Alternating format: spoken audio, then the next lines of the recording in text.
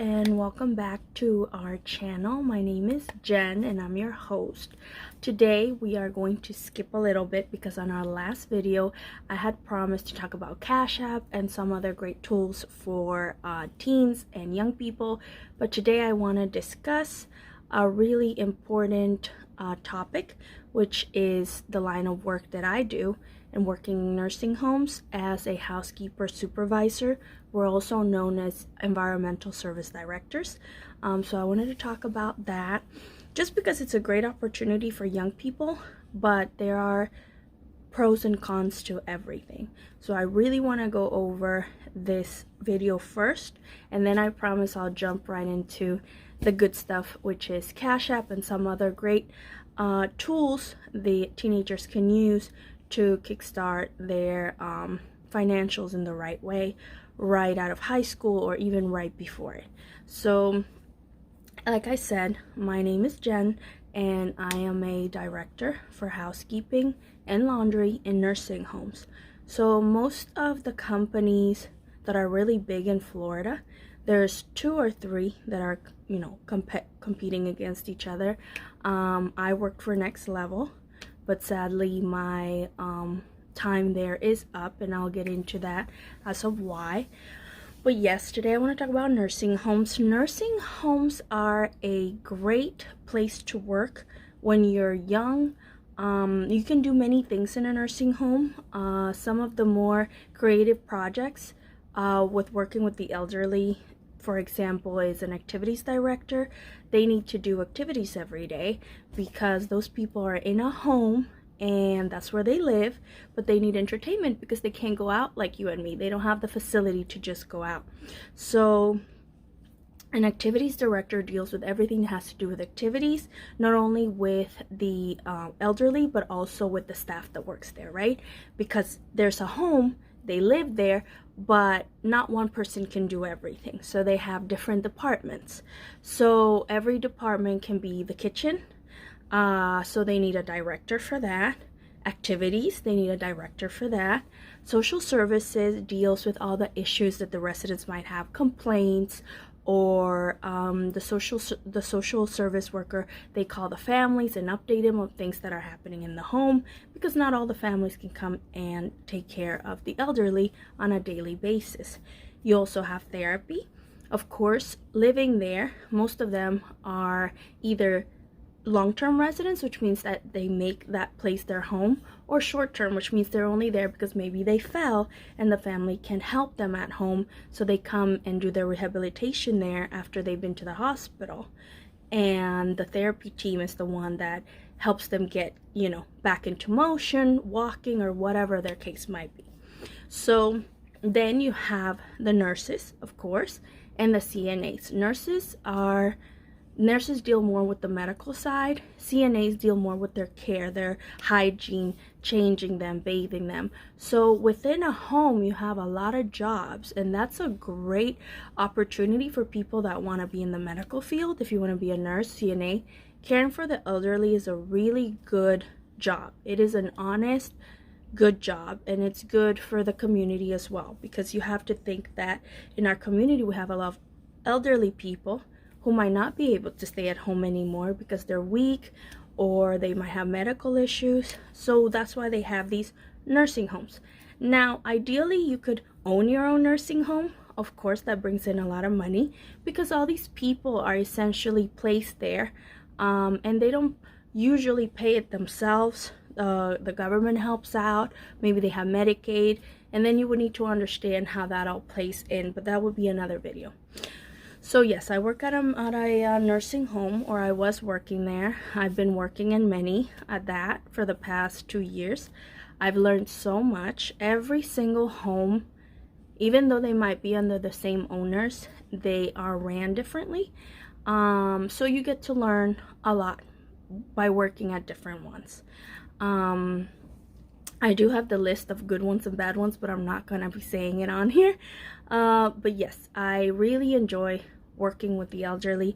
I find it such a gratifying job because, like I said, if you have a soft spot for children, You will probably have a soft spot for old people as well, just because they tend to be childlike, but they're bigger. So it's funny. They're funny, they're sweet, they're kind, and they're so helpless. Most of them do have mental problems, you know, because of age. Or some have landed there since early on in life because they had some illness or debilitating illness that landed them, you know, on a bed. So all these people, even though they're there, they still deserve a dignified life. So that's where housekeeping comes in, and housekeeping directors are the ones that know everything. They are the least paid, but they're the ones that do the most: housekeeping department and laundry, because housekeeping is 24 hours. It's every day, that you have to make sure that everything's clean for them, just like you would for a child, right? Because they can't fend for themselves. So housekeeping and laundry is what that keeps their clothes clean and sent back to their rooms, and make sure that we're not losing them. So there is a lot of work, but like I said, as a director, it pays well, and that could be a great starting job for people who are wanting to get into this facilities. And to become an administrator of a whole facility, you still have to learn how to do the housekeeping part and the laundry part, because you can't be an administrator to a whole building without knowing how to do all the parts to it. So that's the good thing. Now, the sad part of our job is that we deal with a lot of people leaving because housekeeping and laundry are subcontracted. They're not part of the house. They are usually subcontracted, right, to a company like mine. So they come in and they're not quite seen as part of the house. So they have to prove themselves more. We have to prove that we want the contract at the end of the year. So we're constantly having to kiss ass, if you will. And it makes it very difficult to really do our job, because we're the ones that are in the residence rooms. We're the ones that, if there's any type of abuse or if there's any type of issues, we're gonna know about it first. But because we're not medical, we're not able to voice our opinions. We're not able to call out things. By law, we have to if we see abuse, but that's never the case. Abuse, it does happen, but not a lot in these homes. In the 2 years that I've been in all these homes, and I'm talking about from the worst one to the best ones, I've never seen actual physical abuse. You have to think that with COVID, there has been a lot of unemployment, and it's really, really hard to staff both CNAs and housekeepers, which are highly understaffed when it comes to housekeeping all across. And I'm talking about the state, I'm sure, and also CNAs, because if they're not in home, then they have to go through agency. Agency is when a nursing home doesn't have enough CNAs, they have to again subcontract or ask other agencies to please send them CNAs who are not necessarily of that home. So care goes a little bit down. Same with housekeeping. When we're understaffed, then they use the managers to do the job because maybe they're not paying enough, you know, to do these kinds of jobs. It's very difficult. And then the only ones that suffer are the residents, which is very, very sad. So some of the problems in Florida, again, is staffing properly. Also, these facilities run census-based. Census is the number of residents in a facility. So when the census is lower, then they reduce staff. But that's not always good. I wish it wasn't like that, but it's understandable. The less residents there are, the less money there is, so they can't staff as much. In a perfect world, there would be 7 housekeepers, right? Well, not 7 housekeepers, but let's say 3-4 housekeepers and the rest in laundry. So for me, working in these facilities, I've learned that 7 is the magic number. That can include the director, or in my case, 7 to 8 is perfect. That's how facilities are able to stay afloat and look good and provide perfect care for all the residents. But most of them are being run at 5 or less, and so everybody's overworked and tired and nothing gets done. It's very, very frustrating when there is no staff. but the requirements to work at a home is that you have a perfect background check, which means you don't have any felonies in the past, way in the past, that you have a good clean record, that you're a good citizen, of course. And then after your background comes in, then the state issues you a small license that allows you to work pretty much with the old, who are elderly and vulnerable. So that license is really good because you can work at any hospital or nursing home after you get it.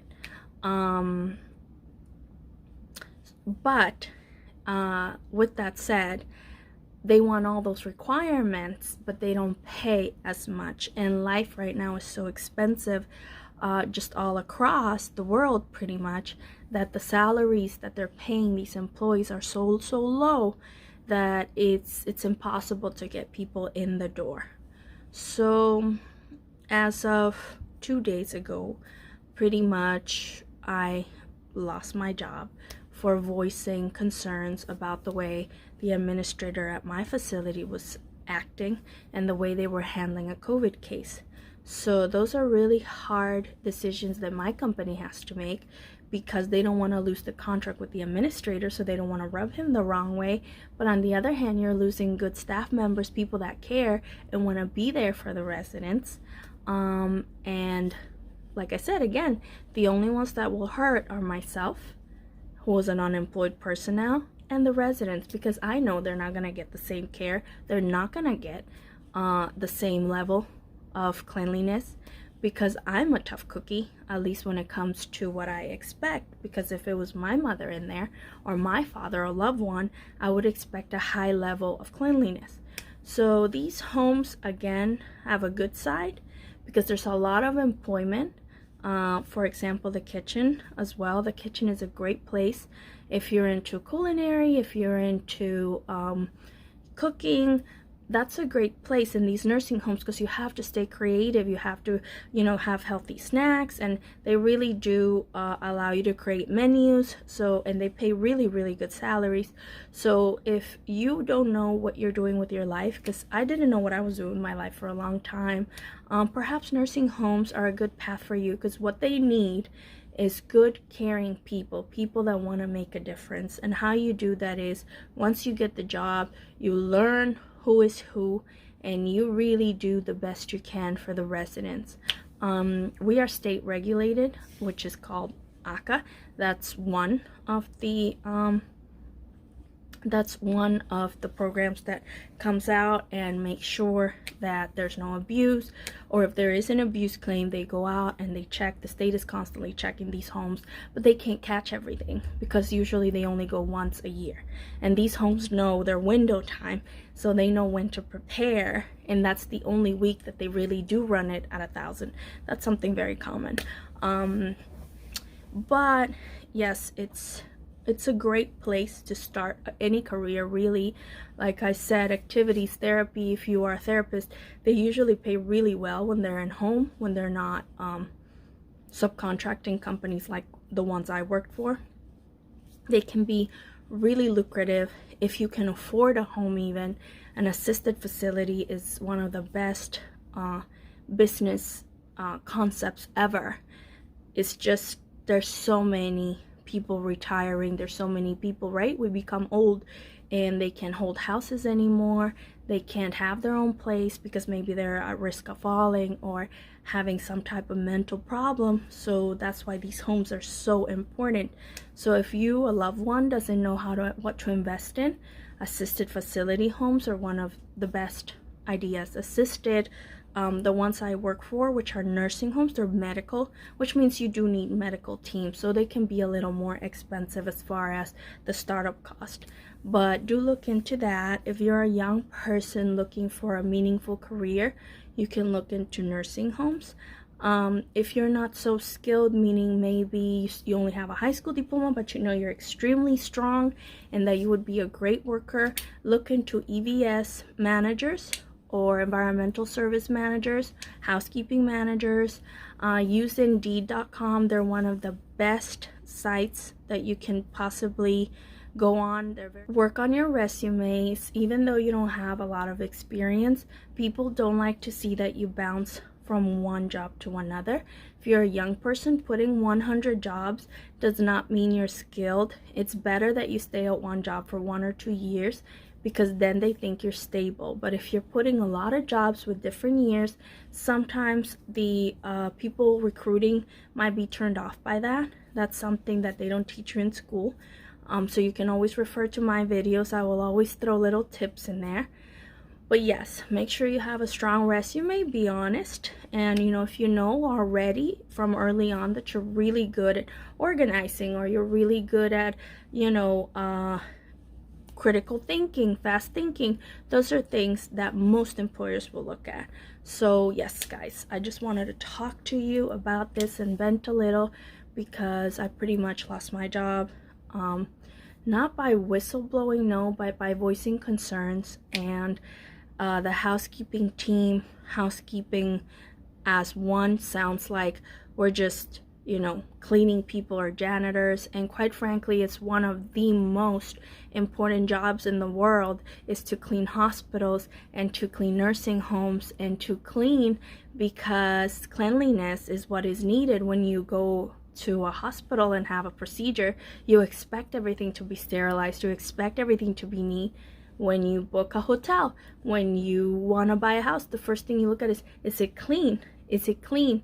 So yes, the housekeeping teams are the ones that keep everything clean, and they're extremely important, not only in the nursing world or the nursing home world, but also in hospitals and just anywhere you go, in offices, anywhere you go. The first thing is, did they clean today? Is it clean? It is a very, very important thing, and I'm very proud of all the people I work in housekeeping, and they don't always get the praise that they deserve. When it comes to the COVID outbreak, who are the people cleaning all the hospitals, disinfecting, making sure the doctors, CNAs had cleanliness, and residents and patients? It's the housekeeping team. One of the most gratifying jobs you can have is to be a housekeeper, to be part of a housekeeping team, whether it's at a hospital, office, anywhere. So if you are a housekeeper or a janitor at a school, we thank you so much for all the work that you do. And we thank you for all the work you did during the COVID times, because if it wasn't for janitors, if it wasn't for housekeepers, for laundry people, all these hospitals, all these nursing homes wouldn't have linen, clean linen, pressed linen, personals. So thank you. If you're in the housekeeping industry, thank you so much. We are not always praised like nurses and doctors who save lives, who are extremely important, and we're grateful to them. But housekeeping is needed all across the world, in every single place, in every hospital, in every hotel, in every office, anywhere we go, Starbucks, Target, you name it, there has to be housekeeping. So thank you so much. If you came here to watch this video, I thank you for your time. And yes, I just wanted to talk about my personal experience all these years. It has been great. I've learned a lot. I don't know if I'm quite done with my journey in nursing homes, because I quite enjoy it, except I enjoy it different. I like to go in and fix any problems that there are, clean their closets out, make sure their personals is good and they're not losing them, so that their grievances and complaints are low.